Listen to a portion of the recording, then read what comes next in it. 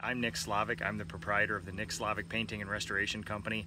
I'm also the host of this show, Ask a Painter Live. It's a weekly live Facebook show where I use my over 2 decades of experience as a craftsman and an entrepreneur to not only answer any of your questions, but also talk about any topics that you guys want to talk about. And today is a very interesting show. We're going to talk all about how I use social media, picking content, picking pictures. Chris Shank, who just popped up on here, is going to join me for the PCA, the the Painting Contractors Association education guy, and we're going to talk about the contractor question of the week. And then we're trying to line up Zach Kenny too. Everybody knows Zach Kenny, ZK Painting, the famous Instagram painter and a good friend of mine, and we're going to try to get him on too, because if we talk about social media, no better guy to talk to than Zach Kenny. So let's see if we can pull Chris Shank up here, and then we'll kind of talk about what I'm doing today. Just a second. So I'm actually, maybe I'll wait till Chris is up here, but I kind of want to explain where I am and what I'm doing today too. So Russell Harper, Mike Danahy, thanks for watching. There's Chris Shank. How's it going, man? Can you hear me? I can hear you. There's a slight delay. Keep talking. Yeah, because this usually catches up with about 10 seconds. It's good, man. Good? We are synced up. All right. We are real time. Dude, so for people who don't know, I mean, everybody knows you, but you're Chris Shank, the education guy from the PCA, the Paint Contractors Association, and I am delighted that you join me every show now. I seriously look forward to this all week now.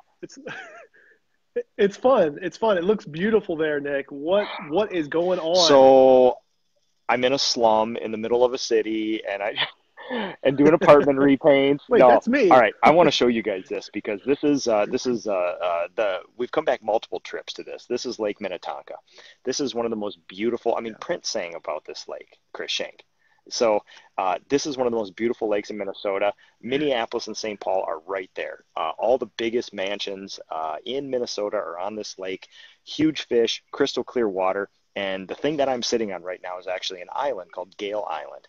And I've been tasked with a whole bunch of restoration projects on this island. This one family owns this compound here. It's just beautiful. It's magical out here. And I thought I'd show you a quick thing here. We have a short restoration today. You can see little fishies swimming around here. We got, this is called the Tower Building here. A lot of these structures are historic structures. Some of them have been around since 1850 out here on this island. So you can see what I'm doing here with my other craftsperson. We're restoring some of these handmade wood peg doors here like this. You can see the little elevator that goes up here, all hand-laid stone. Oh, dude, this is incredible. It's just incredible. Look at this. Is that like making restorationists' mouth water? Chris, you know me.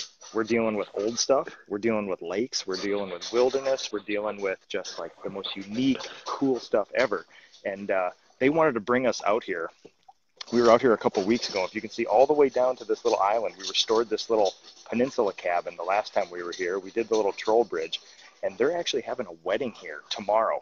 So they wanted us out here to clean up a few things. You can't see it from here, but they got the big tent set up. They got the chairs up there. So some lucky couple is up there around right now listening to us scrape and sand, ready to get married. So this is a cool thing, man. So you know me.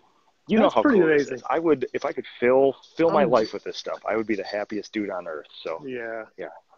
Well, I think it makes other people happy to be able to taste it kind of through this sort of experience. It's cool. And another interesting thing that makes this project even more fun is that this project was actually brought to me by another painter in Minnesota. So, this is all special stuff. We got the Gathering of Minnesota Painters. We got an awesome group of guys here, and a bunch of us young contractors, the new breed here. We don't see any of this as competition. If this project did not suit this guy, he did not want to get on a boat to come out here and paint stuff. And I was like, I will absolutely do that all the time. Wow. So, you're like, please, I'll take that. So okay. Anyway, you're here for another purpose. I'm just bragging about my Friday. Yes. No, that's amazing. I'm glad you share. Well, that's what our question of the week is all about, is how you share on social media, how you capture photos and videos. And let me say this, that's kind of how I met you. I mean, really, like I knew something about you, but really I saw on social media how you posted all your pictures and videos, and you just seem to know how to grab people's attention. I was reading recently about how we as human beings think about story, and how that the information that we have doesn't have to be accurate to be effective. It just needs to weave together into a narrative that is compelling. And that's what moves people. Like we were wrong when we think scientifically that data moves people. No, it's how you string that data together. And our brain allows for a lot of inaccuracies so that it could somehow make sense of a thing and then use it. So usefulness is much more valuable to us than functionality or accuracy. And so I look at the way you post all your stuff, and obviously this has turned into Ask a Painter, but before Ask a Painter was, Nick Slavik always has been. Yeah. And what you were doing was like the origins of all these other things, but somehow you know what people want to see. You knew how to engage the community. I was engaged, so I asked you. Remember the first piece of education you did when you came in was a contractor's primer on social media. Oh my God, yeah. And yeah. So I don't know. Yeah, like you kind of forget about that, right? But the point is, that's how we were like, we need Nick Slavik. So the question of the week, PDCA's question of the week. PCA's question of the week. That's right. We'll get there. Is what is your process for capturing video and photos and getting it in the right places on your social media to grab people's attention? I will say this, it's way simpler than people think. There is no active campaign. There is no, there's really not a lot of thought behind it. It's my natural instinct. From the start, I look back and I'll tell you an interesting story about some of the first posts I ever made. But the interesting thing that I've done, and looking back through all the things I've done, is that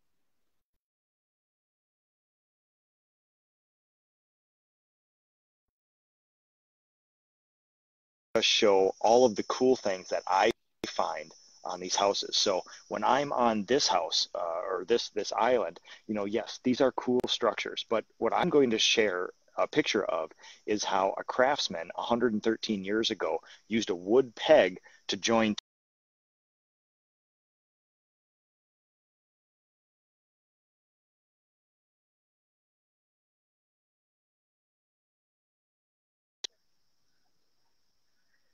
Krishank. You there? Yeah, sorry about that, man. I got two phone calls right in a row, so yeah. Sorry about that. So yes, but you were saying the peg. Yeah, so like the peg you have a long piece of the door, you have one of the styles that comes like this, and when they would put them in like this, they would actually drill a hole through here and insert a wood peg through it to hold them all instead of screws or glue or anything like that. So I take pictures of the things that are unique and that interest me because I've seen everything. And just taking a picture of a window before and a window after isn't all that interesting to me anymore. I'm burned out on that stuff. So what I do is find the cool stuff about that job. And from day one, that's what I've done. If I find a cool perspective, if I'm on the roof of a barn like I was Wednesday, I'll take a picture of the farm over that I restored another barn on because that's interesting to me. Yeah. And do you think that, first of all, having the right kind of tools on hand, making sure that you have kind of a phone with a nice camera, or just being kind of alert to the fact that you're looking for neat things, but you're also looking to tell the story of what I do as a contractor. How do you divide between the professional and the personal and those types of things? Because you make it fun too. Like you make it, it's not just here's a neat thing, but somehow you're able to incorporate some other things. Which is interesting too, because when I was going through college, I mean, I wasn't even really on social media back then. I think maybe my last year of college, I was on it. And right then, some of my business professors were all saying like, hey, the social media thing, you have to be so careful. It's how people thought about buying stuff online, 15 years ago. They're going to steal your information and they're going to use it against you. And right. I'm taking pictures of like, historic woodwork. What are you going to do with that? How are you going to weaponize that against me? So basically, they were always saying you need to keep your personal life and your business life separate, and you can't make your business personal.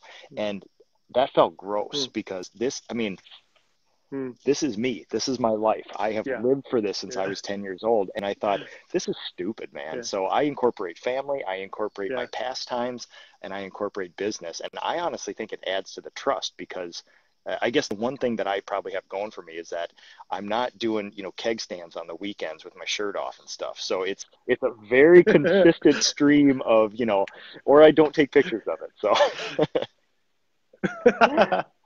That's awesome. Yeah, I think you have a good balance. There's some other people in the industry that know how to do that. Like you're all kind of unique in your own way. I mean, matter of fact, Business Brush, Nick May's Yep. really good at like putting out a good image, a good vibe of authenticity. That's one of the Yeah. things I think I appreciate about you guys is like you feel real, and that's what you were talking about. It's like I don't want this facade of professionalism to separate me from my audience. I'm one of them. I love my craft. I just love doing this stuff. You do that, Zach Kenny, like you're going to bring on. Excellent work. So we did something recently, by the way. We did a webinar about how to use Instagram to get more business, and he was comparing Instagram to other platforms and things like that. There's some good stuff out there, but yeah, yours is, or there's something very organic, grassroots about how you have used it and benefited from it, and then help other people do. Who is it that said like for other people to love something, they got to watch you love it first? Interesting. And I think that's what you're coming from is really the best way to demonstrate it is to just do it. And you've been doing it. And now you're telling people things that you really put to use in your own life and your own profession. And I will say this too, that it is certainly the long game. I didn't know it 10 years ago, but I think I've been posting for probably 10 years now about stuff. And I was actually going to, because of our conversation, I dug through my Facebook feed and I scrolled. It took me about 15 minutes all the way back to the start. And I found the first picture I ever put on social media, and I will repost that sometime this weekend when I dig that up again. It's nothing too crazy, but it's like, oh, you see a young Nick before the beard and with a little baby in his hand. So it's kind of interesting. So that is awesome. So, but I will say that this is absolutely the long game. And for 10 years, I mean, arguably, there's not many people in our industry that put out more content than me.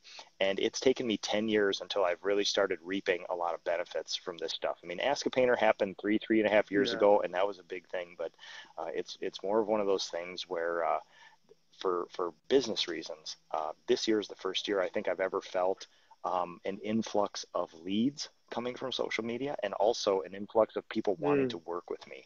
And this last round of hiring I did, I felt a noticeable increase of the caliber of humans coming to me. And of all the, I think I had 45 applicants for my last position in a county with 2% unemployment.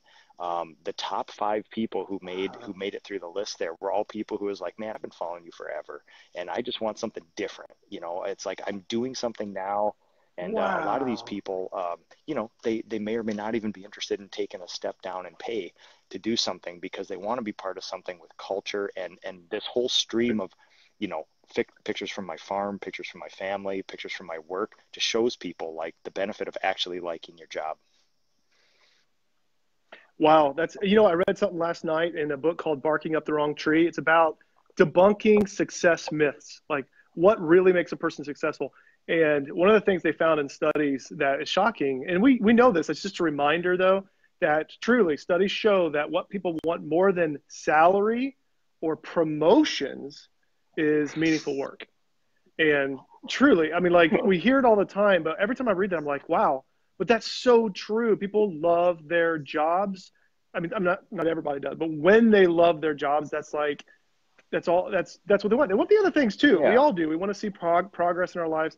But I'm just saying that meaningful work is the core of just loving your job. Something has changed recently because, we've heard since we were kids, gotta love what you do. If you love your job, you'll never work a day. I mean, all these maxims and sort of things that nobody gave any credit to or thought about, until recently now. Honestly, in a county where there's 2% unemployment, people have good jobs. People have 2 jobs. And now, honestly, whether people know it or not, they're looking for something that they like, and they want to be part of something. That's, I think of the last 15 people I've hired. They've all come from another job where nobody cared about them at all, and they didn't feel like they were a part of anything. They felt like they were just being used up and part of a cog, and arguably most of them were probably making a little more money than they were now. So, yeah, it's really interesting, man. I think finally there's there's some weight that's given to this gotta love what you do sort of thing. And I think people Right. are Right. consciously being intentional about it now. I don't know. What are your thoughts? Do you feel a change in that sort of thing?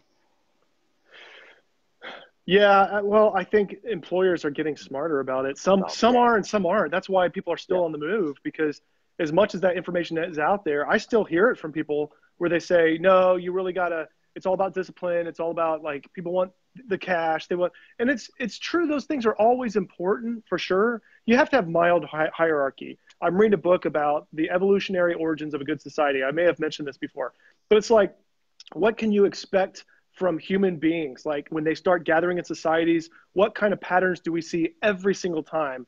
The patterns you see every single time are Mm-hmm. genetic. The differences are cultural for the most part. So what this book studies is, what is the pattern we see every single time? And one of the things they see, they call it the social suite. It's the 7 qualities that always come up in human society. One of them is mild hierarchy. You have to Mm, have that yeah. structure. You have to. Flat management does not mean no leadership. It just means, like, if there's real true self-management and autonomy, there's established good leadership and mild hierarchy. So you I have like to it. have it. Like, I think that's maybe some of the movement that was, people were like, well, millennials just want this and they don't understand. And then all they say is they want, but the thing is, you do still have to have some Yeah. of these basics in your organization, in your company. But you also have to go beyond and give them that sense of Mm, recognition, which is also this sense of being cared for by your community, social networking, cooperation, a sense of fulfillment and recognition in your job. That's part of the mm-hmm. social suite too, is that recognition piece. So I think that's what we're talking about, is, how do we kind of not just provide one of the 7 things people need, but what about all of the things, and keep them in balance? And we're just trying to, and a lot of people don't care. They're not educated. They're not good managers. They fell Yep. into the position, or they're promoted past their Yes, competency, yes, right? yes.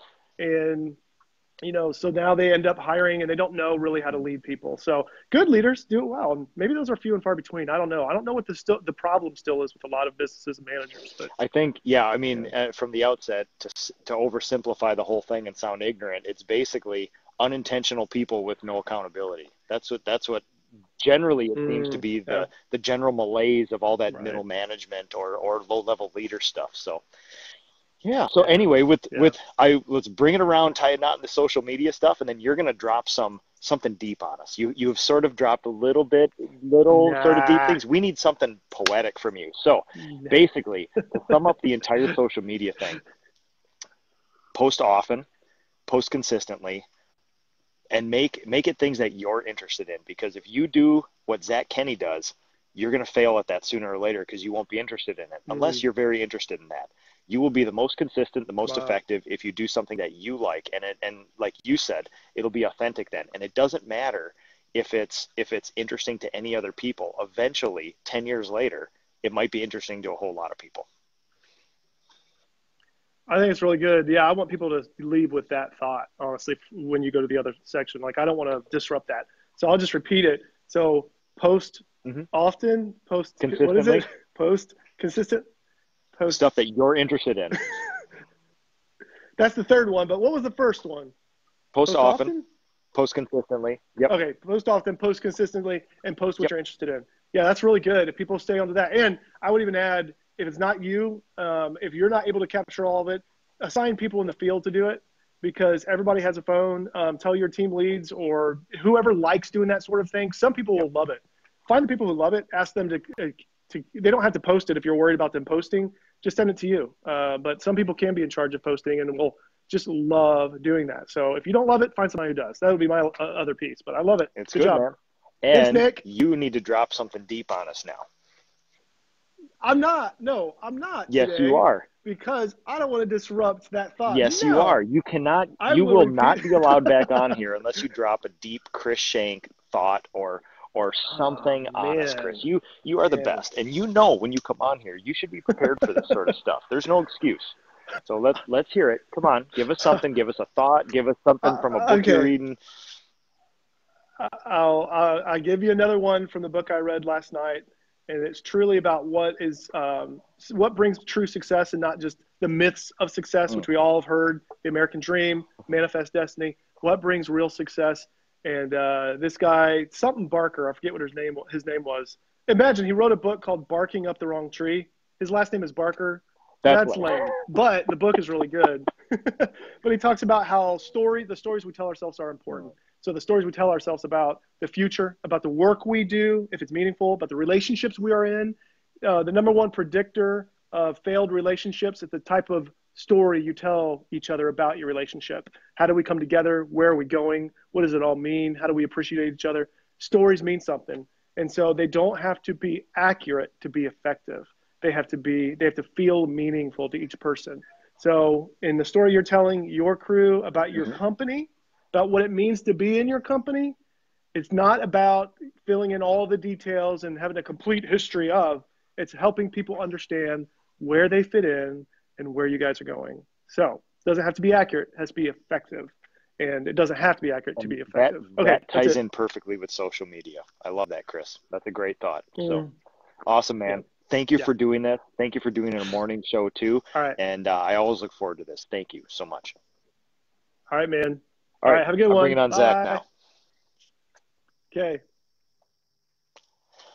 Okay. So let's see if we can continue with Zach. If he's been patiently waiting here. And if we can get Zach dialed up here, this is going to be an amazing thing. Nobody knows social media better than Zach.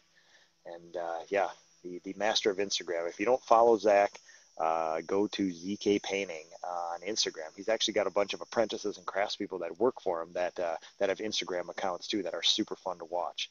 So we're going to see if we can bring Zach up now. Hopefully he's in an area with some good cell service. And if you guys have any questions, comments, topics you want to talk about, type them in below. Let's see what we can.